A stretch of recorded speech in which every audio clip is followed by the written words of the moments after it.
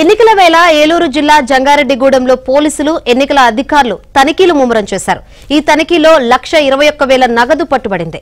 కొయ్యలగూడెం నుంచి జంగారెడ్డిగూడెం వెళ్తున్న ఓ 2 వీలర్ను తనిఖీ చేశారు. అందులో ఎటువంటి ఆధారాలు లేకుండా తీసుకువెళ్తున్న 1,21,000 రూపాయలను స్వాధీనం చేసుకున్నారు. ఎన్నికల నిబంధనల ప్రకారం 50,000కు మించి నగదును తీసుకువెళ్లకూడదని ఎన్నికల అధికారి తెలిపారు. అంతకు మించి తీసుకువెళ్తే ఆధారాలు తప్పనిసరి అని చెప్పారు.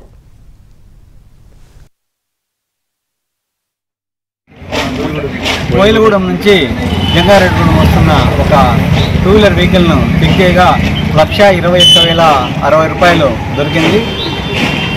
వాటిని ప్రొసీజర్ ప్రకారము సీజ్ చేసి జిల్లా ట్రెజరీ నుండి భద్రపరచడం జరుగుతుంది. అదేవిధంగా ప్రజలందరికీ తెలియజేస్తుండగా ఫస్ట్ నుంచి ఎప్పుడైతే ఎలక్షన్ నోటిఫికేషన్ ఉంటుందో ఆ రోజు నుంచి ఈ రోజు వరకు ఒకటే కోరుకుంటున్నాము.